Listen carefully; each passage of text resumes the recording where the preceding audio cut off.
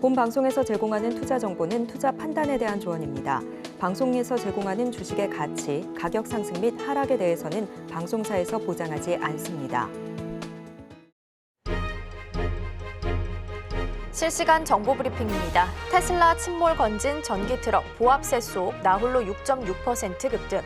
올해 10% 인력 감축에 나서며 주가가 30% 가까이 떨어졌던 테슬라가 구체적인 전기 트럭 생산 계획을 제시한 뒤 6% 이상 뛰었습니다. 현지 시간 21일 뉴욕 증시에서 테슬라 주가는 전 거래일 대비 6.6% 오른 186.6달러에 장을 마쳤습니다. 엔비디아 실적 발표를 하루 앞두고 빅테크들이 보합세를 보인 가운데 나홀로 상승세를 보였습니다. 아마존 엔비디아 최신 칩 주문 중단. 아마존이 엔비디아의 최신 칩 주문을 중단했습니다. 엔비디아의 차세대 모델인 블랙웰 출시가 임박해지자 제품 전환을 위해 내린 결정입니다. 엔비디아 칩에 대한 수요가 여전히 강력하다는 점을 보여주는 대목인데 경쟁 업체들은 이 같은 독주를 깨기 위해 소프트웨어 플랫폼에 주목하고 있습니다. 파이낸셜 타임스는 현지 시간 21일 아마존의 클라우드 서비스 부문인 아마존 웹 서비스가 엔비디아의 최신 슈퍼칩 주문을 중단했다고 전했습니다. 마이크로소프트 오픈 AI 최신 모델 품었다. GPT-4o 애저 첫 탑재. 마이크로소프트가 챗 GPT 개발사 오픈 AI의 최신 AI 모델 GPT-4o를 클라우드 서비스 애저 AI에 탑재하기로 했습니다. 사티아 나델라 MS CEO는 현지 시간 21일 워싱턴주 레드먼드에서 열린 자사의 연례 개발자 회의 빌드에서 모든 애저 AI 이용자들은 오늘부터 GPT-4o를 이용할 수 있게 된다고 말했습니다. ASML 중국 대만 침공 시 TSMC 설비 원격 차단. 세계 최대 파운드리 업체 대만 TSMC와 반도체 업계 슈퍼을 네덜란드 ASML이 대만 유사시 제조 장비 가동을 원격 중단할 수 있다고 밝혔습니다.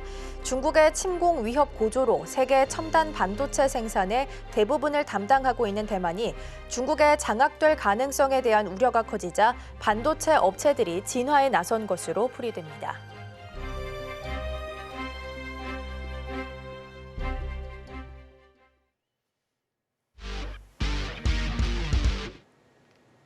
시청자 여러분 안녕하세요. 증시8 오늘의 승부주 시작합니다. 진행의 이가은입니다. 뉴욕 증시는 하루 자고 일어나면 새로운 역사가 쓰여 있습니다. S&P 500 지수 그리고 나스닥 지수가 다시 한번 신고가를 경신을 했습니다.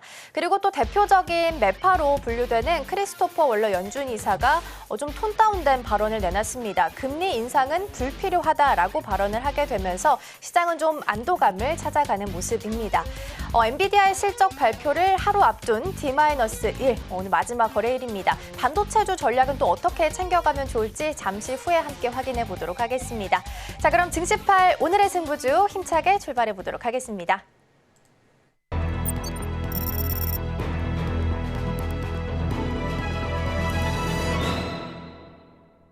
네, 안녕하십니까. 박정우 PD입니다. 오늘도 힘차게 하루를 시작하셨으면 좋겠습니다. 우리 시청자분들 국내 증시 참 답답하시죠? 지금 박스권에 갇혀가지고 어제도 뭔가 소외받는 느낌? 그런 느낌 듭니다. 그래서 다들 오늘 밤이 제가 이런 적이 있었을까 생각을 해봤습니다. 주식 저도 한 20여 년 정도 했는데요. 오늘처럼 이렇게 한 회사의 실적을 기다려본 적이 있나? 그것도 전 세계가요. 그래서 지금 오늘 밤이죠. 내일 아침 정도에 날 것 같은데 엔비디아 때문에 다들 오늘 잠 못 주무시는 건 아닌지. 왜냐하면 국내 증시는 역시나 반도체 관련된 회사들이 거의 비중을 많이 차지하고 있기 때문에 우리 국장 같은 경우에는 엔비디아의 그 영향이 내일 많을 것 같다 이런 생각이 듭니다. 그래서 오늘 두 분의 전문가님이 이제 엔비디아 관련된 이슈를 어쨌든 가지고 왔으니까요. 그걸 이따가 좀 알아보도록 하고요. 그리고 이제 오늘 미국 시장 아까 오프닝에서도 들으셨겠지만은 매일매일 지금 역사적 신고가를 갱신하고 있습니다. 참 부럽기도 하고요. 한 가지 우려되는 것은 지금 우리나라 국내 투자자분들이 또 너무 답답하니까 지금 다시 서학개미라고 불리우죠. 서학 투자자분들로 전향해서 미국 시장에 투자를 하신 분들도 늘어나고 있다. 그래서 오늘 이 관련된 기사도 또 찾아보니 미국에서는 또 테슬라를 또 담고 계시는 것 같고요. 홍콩 지수에 투자하시는 분들은 비아디에 투자하시는 것 같습니다. 그래서 이런 생각을 좀 해봤습니다. 우리나라 현대 기아차가 아무튼 전기차 관련해서는 그래도 세계적으로 인정받는 분야로 가고 있고요. 그다음에 좀 고생하시는 거잖아요. 외국에 투자하시는 거는. 그래서 우리 국장에 지금 좀 답답하긴 하지만 좀 집중하시는 게 좀 어떨까 이런 생각도 좀 해봤습니다. 어쨌든 오늘 미국 시장 또 보니까 마이크로소프트가 연일 이슈를 만들어내고 있죠. 그래서 어저께는 이제 인공지능 PC를 선보였고 오늘은 또 신재생 에너지 관련된 이슈를 얘기하면서 또 미국에서 신재생 에너지와 전력 관련주들에 대한 종목들이 또 급등하는 모습을 보였습니다. 그래서 오늘 우리 국내 시장은 좀 기대해 볼 만한 쪽이 또 전력이라든지 신재생 에너지가 아닐까 좀 생각이 들고요.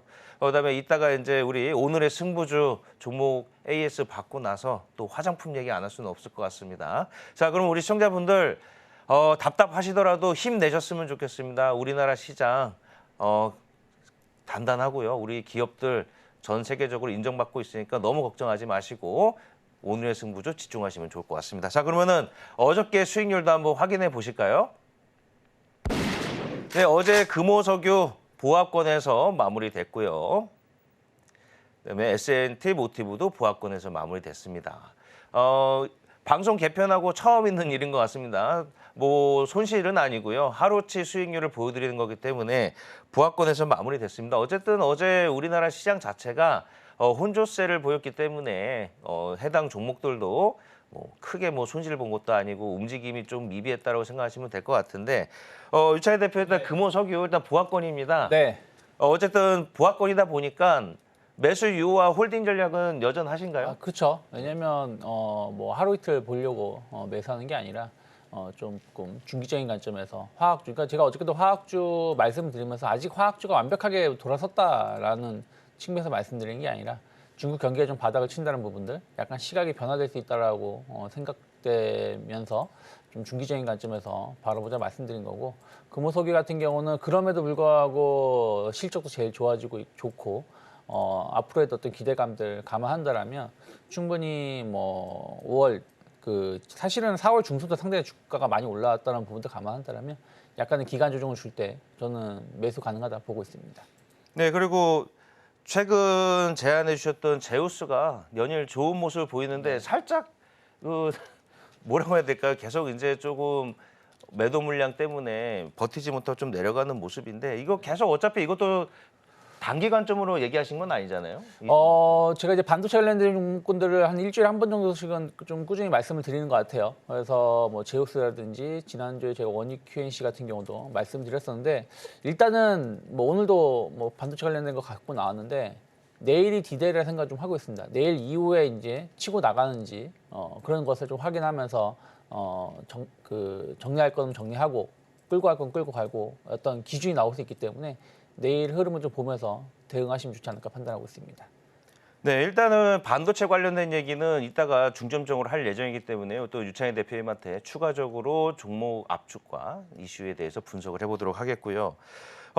우리 김성균 전문가님 어제 또 수소 관련된 종목으로 S&T 모티브를 얘기해 주셨는데 역시나 어제 조금 시장 영향 때문인지 보합권에 머물렀습니다. AS 좀 부탁드리겠습니다. 네, S&T 모티브 지금 봤을 때 일단 방산으로만 생각하고 있지만 역시 제가 말씀드렸듯이 구동 모터라든가 이런 부분으로 봤을 때 전기차, 수소차 양쪽으로 볼 수 있는 종목이라고 말씀을 드렸고요. 지금 봤을 때는 어제 약간 이제 좀 주춤한 모습 보였지만 그럼에도 불구하고 여전히 추세 자체는 잃지 않고 강하게 올라가는 모습을 보여주고 있다. 이렇게 말씀드릴 수가 있겠습니다.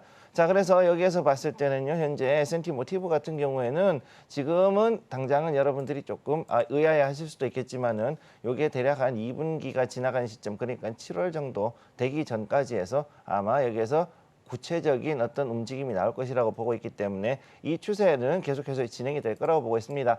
여러분들이 여기서 주목하셔야 될 것은 완만한 추세를 잡고 올라가는 것만큼 아주 좋은 종목이었기 때문에 요거를 잘 지켜보고 그러면서 절대 여기에서 흔들리지 마시고 계속 가실 것을 권해드리겠습니다.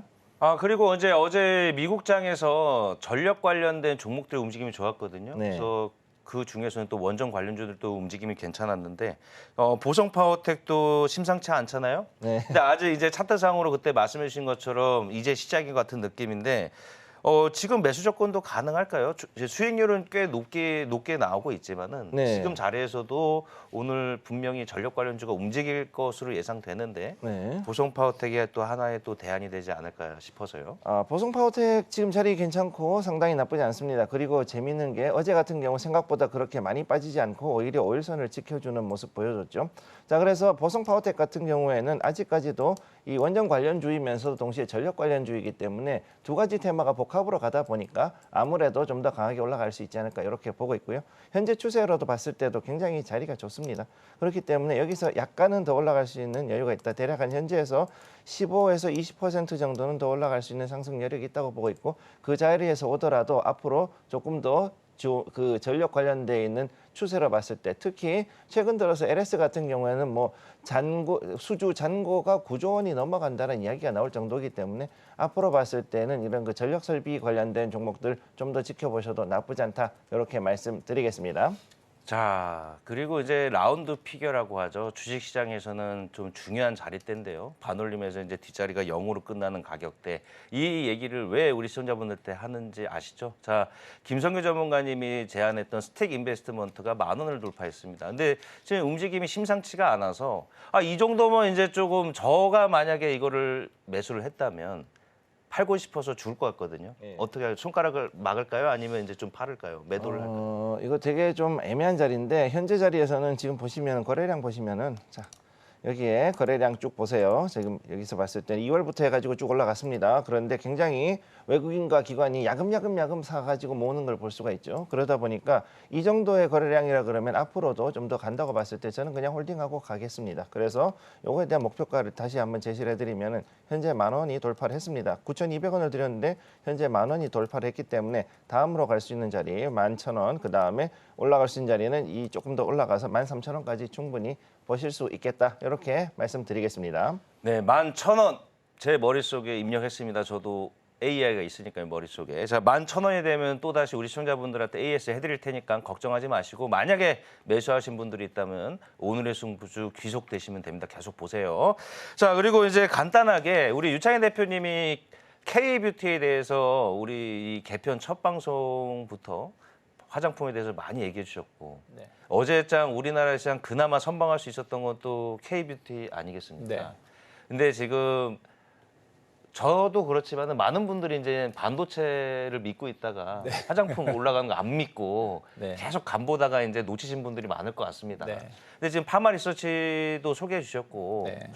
지금 이제 화장품 좀 많이 올랐는데 이 중에서 유창현 대표님이 좀 보석 같은 주 하나 있을까요? 좀 궁금합니다. 반칙이지만. 뭐 저는 예를 들어서 안 그래도 이제 이거 관련해서도 준비를 좀 하려고 하고 있었는데 뭐 코스맥스 같은 경우 많이 오른 느낌이 있습니다만은 저는 충분히 더 갈 수 있는 위치가 아닌가 생각을 좀 하고 있습니다. 그래서 약간 좀 눌림을 준다라면 저는 코스맥스 한 20만 원 정도까지 목표가 열어놓고 있거든요. 왜 그러냐면 사실은 이제 주가 올해만 본다라면 10만 원에서 17만 원까지 많이 올라왔지만 길게 본다라면 이 17만 원 자리가 월봉으로 보신다라면 거의 10년 가까이 저항으로 작용했었던 자리인데 여기를 이제 돌파를 시도하고 있다는 것이죠. 그래서 이게 돌파가 확인된다라면 저는 2014년 최고점 23만 원까지도 상승 가능하다. 그래서 일단은 저는 만약에 현재 화장품 미용 쪽을 본다라면 코스맥스 주목하고 있습니다. 네, 이렇게 해서 전반적인 이슈들 함께 체크해봤고요. 그리고 오늘 이슈 중에 하나 우리 유창희 대표님과 함께 확인 좀 해보도록 하겠습니다. HLB 항서제약 관계자들이 오늘 입국을 한다고 합니다. 그리고 23일 기준으로 HLB 바이오 포럼 일정도 있어서요. 만약에 항서제약 쪽에 CMC 제조 공정 문제가 만약에 파악이 좀 된다면 일단 급한 불은 좀 껐다라고 볼 수 있을까요? 그게 무슨 급한 불을 껐다라고 말하기 좀 애매하죠. 네. 우리가 아무리 뭐라고 설명을 한다고 해도 FDA에서 그 확인을 하고 승인을 해줘야 되는 것인데 뭐 서류상의 보안이라는 것하고 실제 이게 도장이 찍히는 거는 전 다르다 생각 좀 하고 있어요. 그래서 제가 어제도 말씀드렸습니다만은 이제는 어떤 기대감에 의해서 움직인다라기보다는 뭐 하도 많이 빠졌으니까 약간 반등을 줄 수 있겠습니다만은 이게 다시 한번 지난주 그 목요일, 그러니까 금요일 이전의 가격으로 회복한다. 이렇게 보시기에는 힘들다 전 판단하고 있습니다. 그래서 아쉽지만은 일단은 뭐 저는 이러한 것들은 주가 추가적인 하락에는 뭐 하락을 막을 수 있는 이슈는 될 수 있겠습니다만은 이거 자체로 인해서 주가가 다시 오른다라고 생각을 하고 공격적으로 매수를 하기에는 전 여전히 좀 부정적으로 보고 있습니다. 네, 그래도 아직은 좀 시간이 필요한 부분이 아닐까라는 생각도 듭니다. 자, 오늘 뒤에서 조금 더 시간 많이 써볼 주제가 있어서요. 넘어가서 오늘의 주제 먼저 확인해 보도록 하겠습니다. 두 분께서 준비해 주신 주제 먼저 화면을 통해 확인해 보시죠. 네, 먼저 우리 우창희 대표님, 엔비디아 아니면 엔비다이 준비해 주셨고요. 김성규 전문가님은 2차 전지의 부활 준비해 주셨습니다. 네, 먼저 우리 우창희 대표님과 함께 엔비디아가 될지 엔비다이가 될지 확인해 보겠습니다. 어떤 내용일까요? 네, 참 이게 어떤 이제 하나의 기업의 이슈에 매몰돼서 투자를 한다는 게 뭐 좋은 건 아니지만 또 큰 이벤트 아니겠습니까? 뭐 항상 있는 건 아니니까요. 예를 들어서 뭐 예전에는 정말 닷컴 버블 이때는 뭐 마이크로소프트 실적이 얼마나 좋게 나오는지 안 나오는지가 중요했었던 적도 있었고 또 애플이라든지 뭐 삼성전자 스마트폰 판매 잘 될 때는 또 이들 기업의 실적을 중요하게 여겼었죠. 지금은 이제 그런 것들이 이제 엔비디아로 옮긴 것 같아요. 지난 분기, 지지난 분기 마찬가지입니다. 엔비디아 실적이 초유의 관심사죠. 그래서 이번에도 이제 내일 새벽이죠, 우리나라 시간으로는 이제 24시간도 안 남았는데 엔비디아 실적 그 발표 결과에 따라서 증시 방향성이 완전히 결정나지 않을까 생각을 좀 하고 있습니다. 이미 뭐 미국 증시는 사실은 신고가 행진 계속 이어지고 있어요. 근데 이 신고가 사람들이 항상 이제 신고가가 나오면서도 걱정하는 건 뭐냐면 지난 4월달 고점까지 올라온 상황에서 신고가가 조금씩 나오고 있는데 만약에 엔비디아가 꺾인다라면 쌍봉으로 시장 무너지는 거 아닌가라는 어떤 걱정을 할 수도 있다는 것이죠. 그래서 지난주 CPI 발표 이후에 증시가 일단 한 고비를 넘어서서 새로운 어떤 기폭제를 기다리고 있는데 그것이 이제 엔비디아가 아닌가 생각을 좀 하고 있고요. 특히 우리나라는 더 이게 좀 중요한 게 뭐냐면 좋으나 싫으나 삼성전자 하이닉스가 전체 시장을 차지하고 있는 비중이 워낙에 큽니다. 그리고 코스닥에서도 반도체 관련된 그 섹터가 상당히 광범위하게 차지하고 있기 때문에 뭐 시가총액만 따진다라면 뭐 1위, 2위 기업이 뭐 반도체 기업은 아니지만 코스닥에서 전체적인 시장 분위기를 반도체가 많이 차지하고 있다는 걸 본다라면 최근에 증시가 답답한 흐름을 보여주는 게 이들 기업이 움직이지 못하고 있기 때문이거든요. 그래서 그 이유 중에 하나는 이제 엔비디아 실적을 확인하고 가고자 하는 심리가 더 있었다 생각을 좀 하고 있습니다. 그래서 약간 모멘텀이 좀 부족한 상황에서 엔비디아 실적은 우리나라에 상당히 중요한 모멘텀으로 작용할 수 있다 생각을 좀 하고 있어요. 그럼 이제 관전 포인트죠. 관전 포인트는 이제 결국엔 실적이 얼마나 좋게 나올 수 있느냐 여부인데 사실 실적은 상당히 좋게 나올 거예요. 왜 그러냐면 항상 엔비디아 같은 경우는 컨센서스를 좀 낮게 제시를 해놓기 때문에 그걸 거의 못 맞추는 경우는 거의 없습니다. 중요한 이제 가이던스죠. 앞으로 이제 3분기, 4분기 실적에 대한 어떤 전망인데 이제 가이던스가 좀 줄어들 것이 아닌가라는 이제 우려감들이 좀 있어요. 왜냐하면 지난 이제 새벽에 나온 뉴스도 보면은 그 아마존이 신제품 이제 연말에 나올 신제품 블랙을 주문하기 위해서 현재 신규 제품은 받지 않겠다. 뭐 이런 발언들을 했다라는 것이죠. 그러니까 한마디로 신제품이 우리도 이제 뭐 스마트폰이 새 제품이 나온다, 혹은 사고 싶은 차량의 모델이 새 완전히 풀 체인지된 모델이 나온다 그러면은 6개월이고 3개월이고 기다리지 않습니까? 현재 차를 구매하는 게 아니라. 그래서 그런 이제 정체 현상이 병목 현상이 좀 일부 있을 수 있다라는 것인데, 근데 저는 뭐 그 부분에서 너무 걱정하지 않고 있습니다. 뭐 제가 너무 좀 긍정적으로 봐서 그럴 수도 있겠습니다만은, 왜냐면 젠슨 황이 지난번 실적 발표를 했을 때 단순하게 실적이 좋다 이 얘기만 한 게 아니라 지금 티핑 포인트라고 말을 했거든요. 티핑 포인트라는 얘기는 뭐냐면 우리가 주식으로 치면은 어느 순간 갑자기 점상한가로 계속 올라가는 상당히 가파르게 수요가 늘어나는 구간인데 이제 그 지점을 이제 막 시작됐다라고 표현했기 때문에 뭐 신제품을 기다리면서까지 지금 그 뭐랄까요, 수요가 줄어들 가능성은 좀 제한적이지 않을까 생각을 좀 하고 있습니다. 그리고 이제 그 전체적인 또 이제 관전 포인트 중 하나가 이제 액면 분할을 할 수 있느냐 없느냐 여부죠. 저는 액면 분할 가능성이 좀 높다. 왜냐하면 과거에 $600 선에서 액면 분할을 했었기 때문에 지금 거의 이제 1000비디아 얘기하고 있지 않습니까? 거의 $1000 언저리 와 있기 때문에 이 거래하기가 쉽지 않습니다. 거의 100만 원이 넘는 거잖아요. 우리나라도 지금 $947 정도니까요. 한 120만 원 정도 되는 것인데 이것이 좀 액면 분할된다라면 또 이것 자체도 호재가 될 수 있지 않을까 생각을 좀 하고 있습니다. 그래서 저는 이제 가이던스 그리고 액면 분할 뭐 이런 부분들을 봐야 되는데 악재도 이제 있을 수 있어요. 왜 그러냐면 가이던스를 못 맞췄다든가 뭐 워낙에 지금 넷플릭스 같은 경우도 마찬가지고 메타도 마찬가지입니다. 실적 좋아하는데 주가는 급락이 나왔었던 거거든요. 그래서 그럴 가능성도 있습니다만은 저는 그것이 시장이 급락으로 전환되지 않는다. 오히려 그로 인해서 시장이 하락이 나온다라면 저는 적극적으로 내일 당장 주식 사자는 건 아니지만 길게 봤을 때는 5월 말 6월 초에 적극적으로 주식을 사야 된다는 생각하고 있기 때문에 내일 일단 하루 엔비디아 이슈는 보되 그로 인해서 시장은 무너지지 않는다라는 생각으로 접근하시면 좋다 생각하고 있고 일단은 우리나라는 HBM 관련된 반도체 관련된 종목군들 제가 뭐 지난번에도 제우스 한번 말씀을 드렸었는데 뭐 그런 기업들 충분히 모멘텀 잘 구할 수 있다 생각하고 있고요.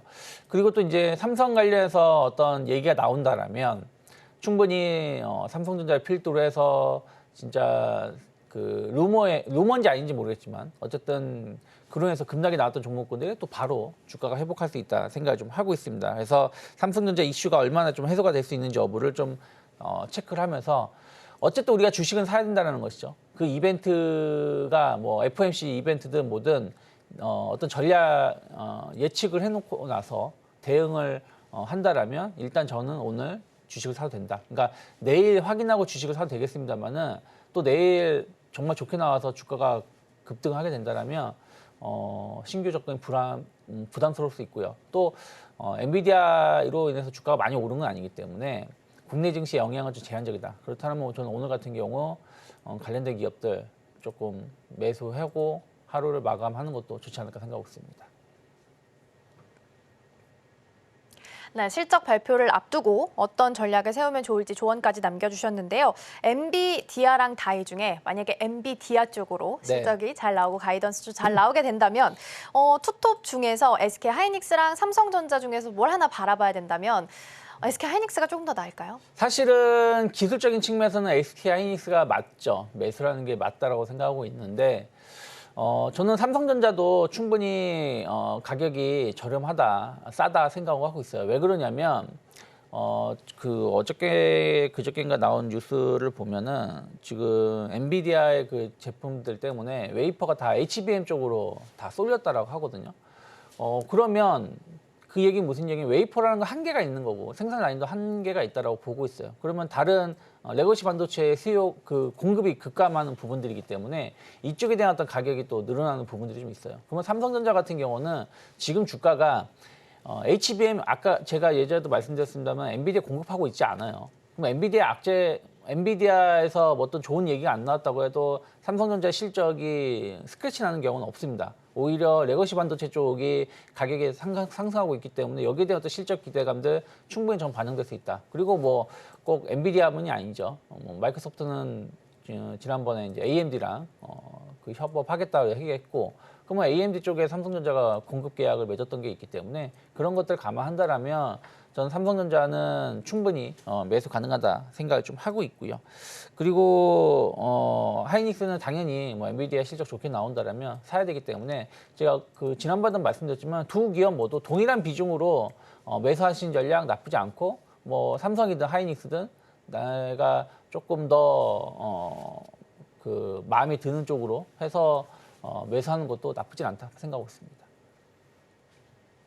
어쨌든 반도체, 투톱 모두 다 긍정적인 흐름을 좀 가져가셔도 좋을 것 같고요. 그럼 추가적으로 한 가지만 더 여쭤볼게요. 엔비 다이가 됐어요. 만약에 잘 안 나왔다라고 한다면 주가가 좀 흔들릴 수도 있을 텐데 만약에 그러면 HBM이 어쨌든 시장을 좀 화두로 장식을 하고 있으니까 네. 이 종목들 위주로 좀 줍줍 해봐도 될까요? 전 가능하다 생각을 좀 하고 있어요. 그러니까 이제 MB 다이가 되면은 우리나라뿐이 아니라 전 세계 증시가 한번 출렁거릴 거예요. 근데 그 출렁거린다는 게 그냥 출렁인 것이지 이게 2022년처럼 이제 꼭지를 찍고 하락으로 계속 빠진다 이렇게 보시면 안 돼요. 왜냐하면 모든 걸 다 보여드릴 수는 없지만 최근에 미국 증시가 신고가를 보여줬는데 그러면서 이제 뉴스가 달라지는 것들은 뭐냐면 예전에는 지난 3월달, 뭐 4월달까지마다도 미국 증시가 신고가를 보여주면 M7 관련돼서 엔비디아가 몇 프로가 올라서 신고가가 됐느니, 뭐 아마존이 몇 프로 올라서 신고가가 됐느니, 뭐 오늘의 신고가의 주역이 누구다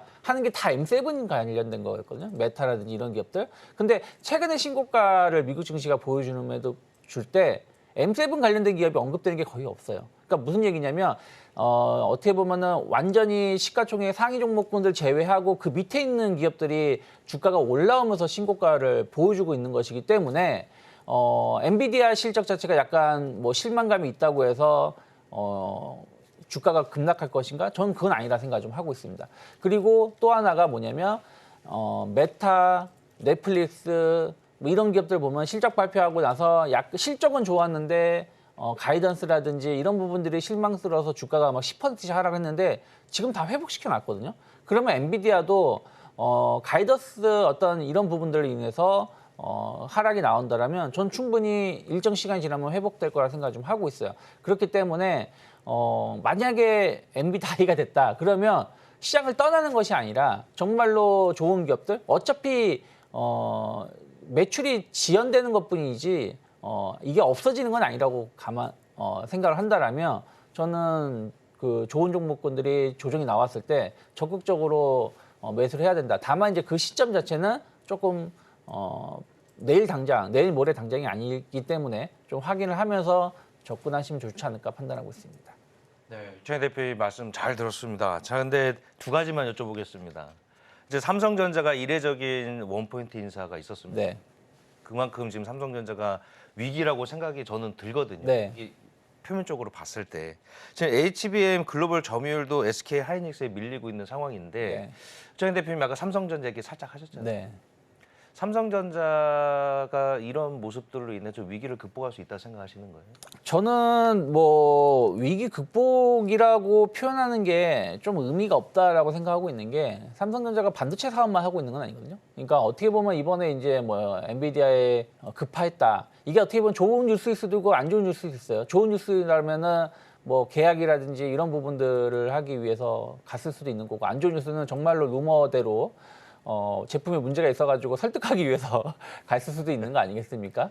그리고 지금 중요 임원도 좀 교체를 하고 있는 부분들인데 뭐 당장 HBM 시장을 뺏어올 수는 없을 거예요. 왜냐하면 하이닉스가 워낙에 지금 독보적으로 아직까지는 독과점 아니겠습니까? 하이닉스 제품만 지금 나가고 있는 것이고 나머지 제품은 없습니다. 마이크론하고 하이닉스, 삼성전자는 연말이나 돼야지 제품이 공급이 되는 것이기 때문에. 하지만 이제 제가 지난번에도 말씀드렸지만 지금은 HBM 시장이 일반 레거시 반도체 시장하고 비교해보자면 뭐 3대7 정도고 내년 정도 되면은 한 5대5, 6대4 정도까지도 HBM 시장이 커질 거라고 생각하고 있는데 그럼 이 모든 걸 다 하이닉스가 충당할 수 있을까? 전 그건 아니라 생각하고 있어요. 하이닉스가 얼마 전에 충주인가요? 거기에 공장 증설 얘기가 나왔지만 이게 내일 당장 뚝딱뚝딱 지어지는 건 아니거든요. 그래서 그런 부분들 감안한다면 충분히 삼성전자도 이 시장에 진입을 할 것이다 생각을 좀 하고 있고 또 삼성전자 지금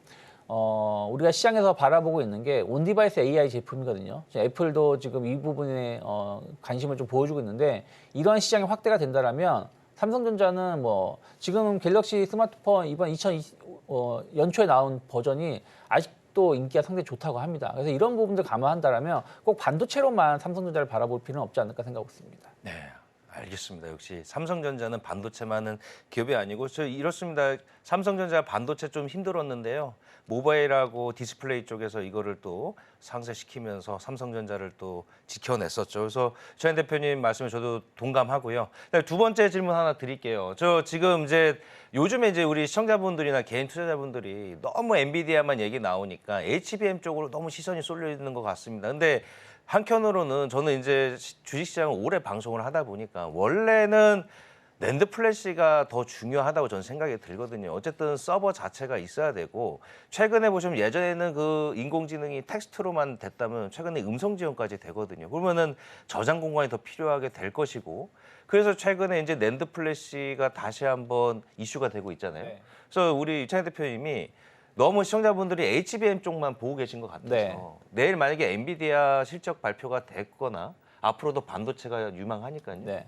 이 업종별로 조금 어제도 그런 말씀 해주셨잖아요. HBM만 있는 게 아니다. 네. 조금 유창희 대표님 보셨을 때 소부장 포함해서 HBM 제외하고 또 관심 가져올 만한 섹터가 있다면요? 뭐 제가 그때도 이제 뭐 원익 QNC도 말씀드렸습니다만은 뭐 동진 세미캠이라든지 뭐 이런 기업들도 충분히 기대감 가져갈 수 있지 않을까 생각을 좀 하고 있어요. 특히 동진 세미캠 같은 경우는 레거시 반도체 쪽에 상당히 집중되어 있는 기업 아니겠습니까? 근데 이런 것 기업이 잘 가다가 좀 조정이 나온 것이기 때문에 충분히 고점에서 상승 가능성 좀 열어놓을 수 있다 생각을 좀 하고 있고요.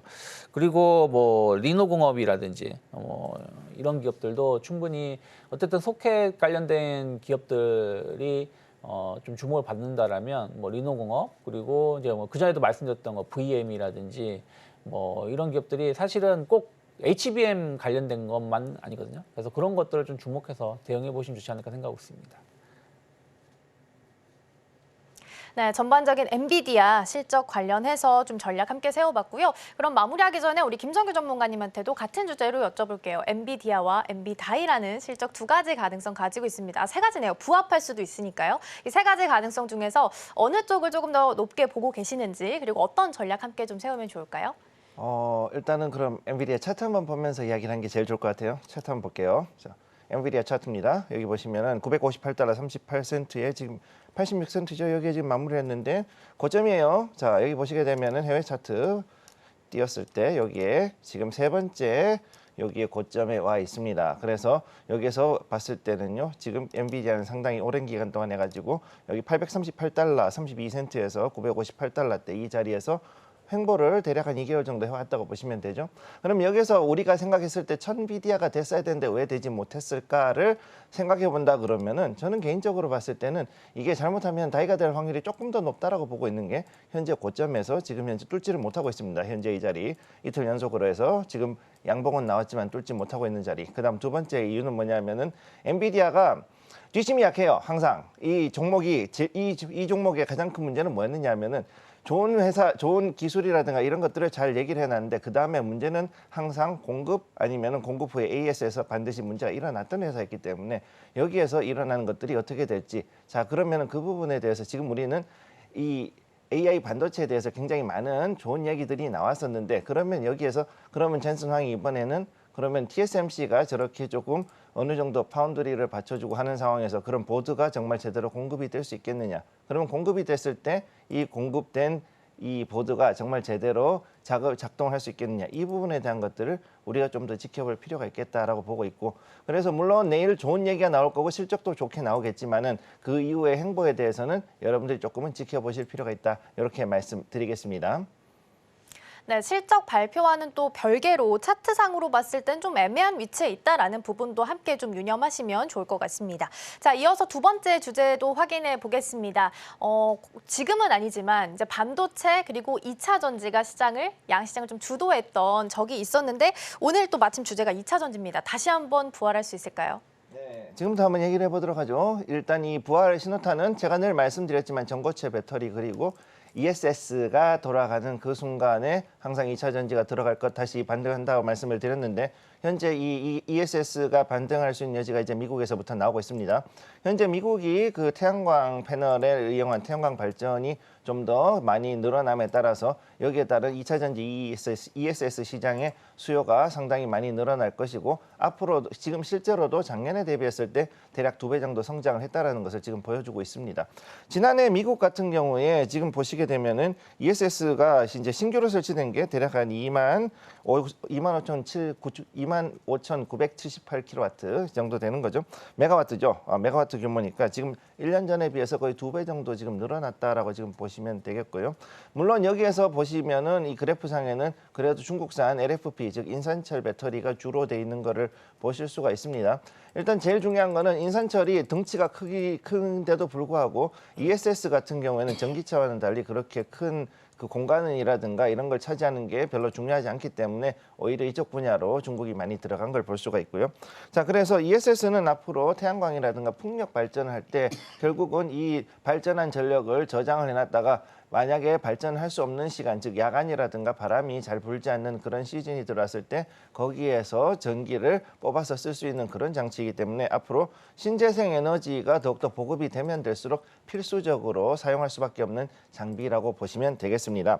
자, 그래서 이거는 그 고정된 장소에 설치되는 ESS이기 때문에 결정적으로 가격 경쟁력이 가장 핵심이고 이에 따라서 우리가 봤을 때 지금까지가 했던 그 리튬이온 배터리, 즉 LIB보다는 즉 이제는 LFP 즉 인산철 계열의 그 배터리들을 중심으로 좀 더 갈 수밖에 없고 그 이외에도 지금 현재 바나듐 배터리라든가 이런 여러 가지 중요한 회사들이 있기 때문에 그런 종목들을 좀 더 지켜보는 게 좋을 것으로 보이고요. 자, 그래서 현재 봤을 때 우리나라는 우선 LG 에너지 솔루션이 제일 먼저 했기 때문에 아무래도 여기에 내년부터는 본격적으로 양산이 될 것이라고 보고 있고 그다음에 삼성 SDI가 2026년부터 이제 아마 이 시장을 진출할 걸로 보고 있습니다. 그리고 SKO는 그보단 좀 더 훨씬 뒤에 진출할 것으로 보고 있고 그렇기 때문에 지금 여기에서 왜 이것이 뜨고 있느냐 했을 때는 전기차 캐즘이라 부르는 상황, 즉 쉽게 얘기해서 지금 전기차의 매출이 자꾸 줄어들다 보니까 결국은 그 전기차에 들어가는 대용량의 그 전기차 배터리들이 들어가지 못한 상황이 왔죠.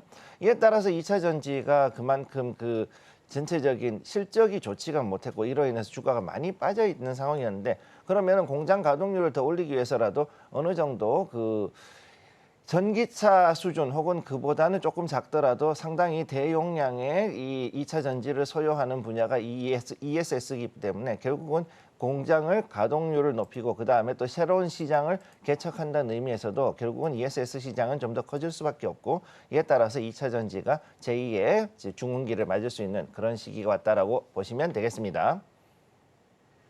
네, ESS로 2차 전지가 부활할 수 있을지 이 부분 좀 살펴봤는데요. 전문가님, 근데 2차 전지 섹터 전반적으로 보면 너무 많이 떨어져 있어서 일부에서는 지금이 좀 오히려 저가 매수할 수 있는 기회다라는 시선도 있거든요. 이 부분에 대해서는 좀 어떻게 보세요? 개인적으로 동감하는 부분이 있고요. 근데 이게 그 2차 전지 하는 회사들 중에서 중소형 종목들 같은 경우에는 그야말로 생존을 위해 가지고 또 다른 분야로 확장을 했죠. 제가 지난번에도 말씀드렸지만 복합 테마 종목들이 요즘 굉장히 많이 늘어났는데 반도체면 반도체, 디스플레이면 디스플레이, 2차 전지면 2차 전지 이런 식으로 해가지고 각자 분야에서만 있던 그런 소부장 종목들이 그 코로나 이후에 그 생존성을 확장하기 위해 가지고서는 서로 다른 영역을 침범하기 시작했고 그 결과 2개 혹은 3가지 이상의 그런 장비들 하는 그런 복합 테마주들로 변형이 됐다라는 걸 여러분들이 기억을 하셔야 되고요.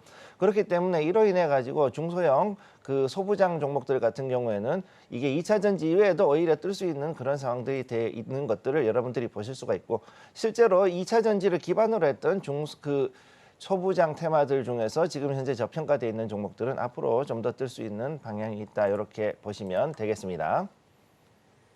어쨌든 부활한다는 건 굉장히 긍정적인 시선으로 바라보는 건데 단기적으로 봤을 때 악재가 있지 않나라고 생각이 들어서 하나만 좀 더 여쭤볼게요. 에코프로 머티가 블록딜로 일단 급락을 했습니다. 2차 전지가 워낙 좀 투심이 악화되어 있는 상태에서 이게 하방이 더 열린 거 아닐까라는 우려도 좀 들긴 하거든요. 그래서 2차 전지에 대해서 단기적으로 봤을 때는 좀 악재로 작용할 수 있는 계기가 될까요? 요거는 섹터별로 지금 따로 보셔야 되는데 지금 말씀을 잘해 주셨어요, 앵커님께서.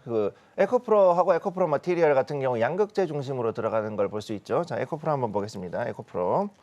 자, 에코프로를 보시게 되면 현재 이 액분까지 했잖아요. 액면 분할하고 난 다음에 훨씬 더 지금 줄어들었는데 일반적으로 액면 분할을 하고 난 다음에 잠깐 단기적으로 떨어지는 그런 경향이 있습니다. 그렇지만 현재 자리를 봤을 때는요. 96,698원 즉 96,700원대에서 현재 자리를 지지를 해주는 모습을 지금 보여주고 있고 현재 이 자리에서부터는 서서히 이제 매수할 수 있는 찬스가 들어왔다라고 보시면 되겠고요.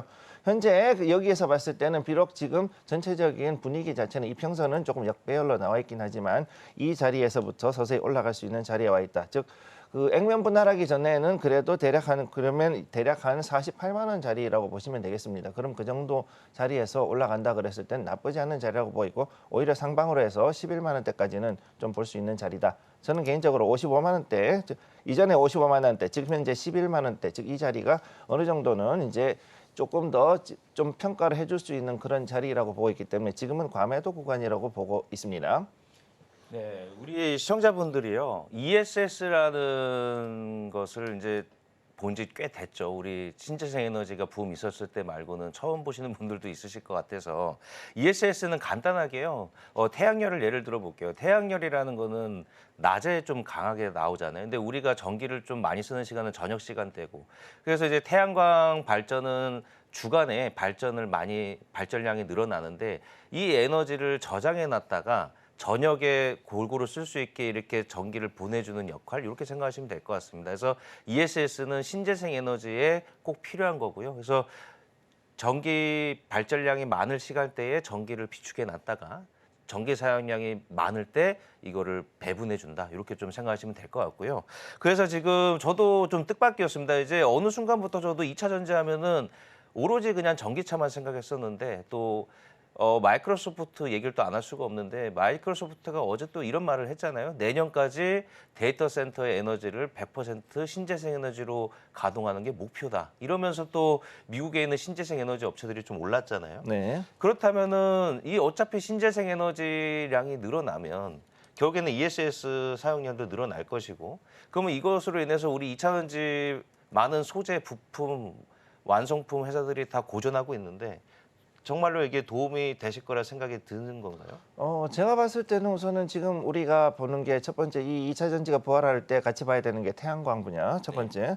그리고 중국의 관세로 인해 가지고서 현재 우리가 볼 수 있는 게 풍력 발전 분야라고 보시면 되겠죠. 자, 그러면 여기서 일단 잠깐 보면은 우선 해외 차트 잠깐 보겠습니다. Next Year Energy NE 보시게 되면 현재 최근 들어 가지고 추세 잡고서 올라가는 모습 보여주고 있죠.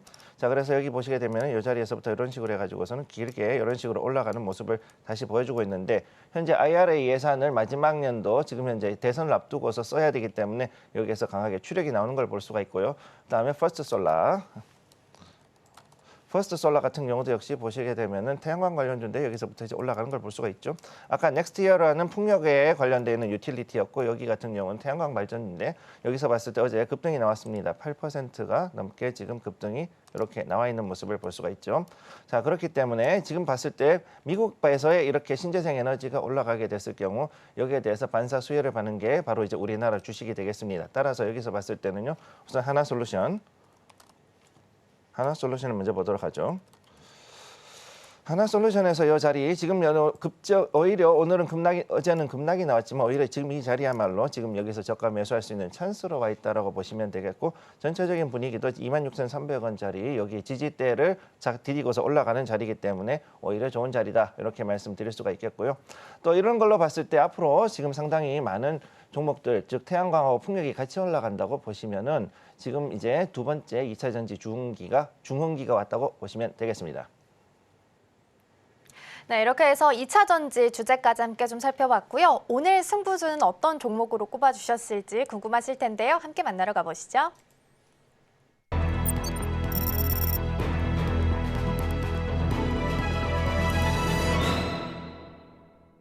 네, 앞서서 두 가지 주제 확인해 봤습니다. 그리고 오늘의 승부주는 어떤 종목으로 골라주셨을지 먼저 종목 확인부터 해보겠습니다. 화면으로 함께 보시죠.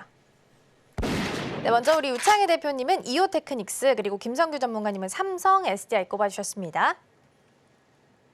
네, 먼저 우리 우창희 대표님과 함께 이야기 나눠보겠습니다. 이오테크닉스입니다. 일단은 소부장단으로 이동을 했는데 오늘 네. 승부주 어떤 전략 세워가면 좋을까요? 네, 이오테크닉스는 레이저 관련된 장비를 공급하는 기업이라고 보시면 될 것 같아요. 레이저 응용 기술은 진짜 여러 분야에 사용이 되고 있고요. 뭐 반도체, 디스플레이 이런 쪽은 거의 이제 필수 분야로 지금 취급이 되고 있습니다. 특히 이제 반도체 쪽을 본다라면 초미세 정밀 가공 분야 관련해서 수요가 급증하고 있죠. 뭐 HBM이 되었든 뭐 일반 반도체가 되었든 계속해서 이런 레이저 장비였던 수요가 좀 필요한 것인데 특히 HBM 같은 경우는 반도체를 수직으로 계속 쌓는 거 아니겠습니까? 그러면 여기에 이제 그 쌓기 위한 구멍을 뚫어야 되는데 이런 구멍 뚫을 때 어떤 그 기술이 상당히 중요하고요. 또 여기에 레이저 장비가 좀 많이 필요로 하고 있는 것 같습니다. 반도체용 레이저 마크 관련해서는 국내에서 한 95%, 거의 뭐 이오테크닉스 제품만 사용된다고 보시면 되겠고요. 해외에서도 점유율 한 60% 정도 차지를 합니다. 그만큼 안정적인 그 매출처가 있고요. HBM 후공정 관련해서 레이저 다이싱의 국산화를 성공을 했어요. 이게 일본 기술력을 이제 우리나라가 국산화 성공했기 때문에 뭐 삼성이라든지 하이닉스라든지 이런 쪽에 대한 매출 충분히 이어갈 수 있지 않을까 생각을 좀 하고 있습니다. 거기다 또 이제 주목하고 있는 게 유리기판 시장이거든요. 유리기판 시장이 이제 개화된다라면 이오테크닉스의 역할이 상당히 커질 수 있다라고 좀 평가를 받고 있기 때문에 그런 것들도 조금 계속해서 지켜보신다라면 최근에 한번 상승했다가 약간 모멘텀이 없다 보니까 좀 흘러내렸습니다. 하지만 23만 원, 22만 원 이 자리는 한 번 정도는 공략을 해볼 수 있는 위치가 아닌가 생각을 좀 하고 있고요. 만약에 엔비디아 실적 이슈로 해서 좀 반도체 관련된 기업들이 좀 좋은 주가 상승을 보여준다라면 뭐 이오테크닉스 충분히 저는 한 6월 달까지 해서 일단 목표가 30만 원 열어놓을 수 있다 생각 좀 하고 있고요. 20만 원이 크게 이탈하지 않는다라면 이번에 이제 4월 달 상승의 시작점 그리고 이제 2월부터 4월 달까지의 어떤 단기 매물대가 20만 원대이기 때문에 20만 원만 이탈하지 않는다라면 저는 꼭 엔비디아가 약간 실망감을 준다고 하더라도 좀 분할 매수해볼 수 있는 위치가 아닐까 생각하고 있습니다. 네, 우선 첫 번째 종목 먼저 만나봤습니다. 이오테크닉스 반도체 레이저 장비 관련주이고요. 목표가 30만 원 제시해 주셨습니다. 엔비디아 실적 발표 하루 앞두고 오늘 주가의 흐름은 어떻게 흘러가게 될지 함께 보시면 좋겠습니다. 자, 이어서 두 번째 승부주 만나보겠습니다. 삼성 SDI입니다. 이 종목은 어떤 전략 함께 좀 세우면 좋을까요? 네, 삼성 SDI 보통 알고 계시는 거 2차 전지 관련 종목으로만 알고 계시는데 반도체 그다음에 디스플레이 소재 관련으로도 지금 상당히 많은 그 사업을 하고 있는 걸로 여러분들이 보시면 되겠습니다. 그리고 일단 모바일하고 전기차 ESS용 2차 전지 제조와 그다음에 실제로 제품을 생산하고 있고 이미 ESS를 이미 그 박람회를 통해서 여러 차례 공개를 하고 그다음에 또 생산해 왔기 때문에 사실상 배터리 3사들은 거기에 들어가신다라고 보시면 되겠고요. 자, 그리고 현재 봤을 때는 이 전고체 배터리 관련주로도 현재 강한 기대감을 가지고 있고 특히 지금 현재 모바일 IT 디바이스에 들어가는 2차 전지로는 사실상 세계 점유율 1위라고 보시면 되겠습니다. 그래서 이 종목 같은 경우는 앞으로 수소차용 전장 관련 부품들 특히 이제 거기에 관련돼서 시동용 2차 전지 그다음에 또 관련돼 있는 여러 장비들도 생산하고 있다는 점을 기억을 해 두시면 되겠습니다. 차트 보시게 되고요. 그러면 이제 40만 5천 원 이 자리에서 제가 봤을 때는 이 정도에서 아마 출발할 것 같은데 자, 여기에서 일단 출발했을 경우 오늘 시초가 들어가면은 최고 목표가는 49만 원까지 일단 1차로 보고 있습니다. 현재 여기 이 자리는 바닥 자리거든요. 바닥 자리이기 때문에 상당히 나쁘지 않은 자리이고 그래서 여기서 봤을 때 우리 일단은 38만 5천 원 자리까지는 충분히 아래로 좀 더 떨어질 수 있다 그래도 이 자리는 안전한 자리입니다. 그래서 걱정하지 않으셔도 되고 만약 이 자리 이탈했을 경우에는 여기서 약간 손절하신 다음에 이 아래쪽에서 좀 더 보시고선 추가 매수 들어가셔도 나쁘지 않은 자리다. 이렇게 말씀드리겠습니다. 네, 이렇게 해서 두 번째 종목 확인해 봤습니다. 두 번째 승부주로 삼성 SDI 만나봤고요. 앞서서 첫 번째 승부주로는 이오테크닉스 만나봤습니다. 이 두 가지 승부주 오늘 하루 동안 얼마나 수익률을 냈는지 궁금하다 하시는 분들께서는 오늘장, 내일장 2부를 통해서 확인 가능하니까요. 이 부분도 많은 관심 부탁드리겠습니다. 자, 그럼 마치기 전에 저희는 오늘 방송의 핵심 내용 다시 한번 화면으로 정리해 보겠습니다. 네, 먼저 우리 유창희 대표님과 함께 엔비디아 실적 발표를 앞두고 엔비디아냐, 엔비다이가 될 것이냐라는 부분 짚어봤고요. 반도체 전략도 함께 챙겨봤습니다. 그리고 우리 김성규 전문가님과 함께 미국에서 시작하는 ESS 짚어봤습니다. 전기차 캐즘을 극복할 수 있을지 보시면 좋을 것 같고요. 그리고 2차 전지의 부활까지도 기대해 보셔도 좋을 것 같습니다. 더불어서 오늘의 승부주 두 가지 추천해 주셨는데요. 첫 번째 종목으로는 이오테크닉스였고요. 두 번째 종목으로는 삼성 SDI 꼽아주셨습니다. 네, 저희가 방송 중에 제공해드린 정보는 투자 판단을 위한 조언일 뿐 해당 종목의 가치와 수익률은 보장하지 않습니다. 저희는 잠시 후 증시 9로 돌아오겠습니다. 시청해주신 여러분 고맙습니다.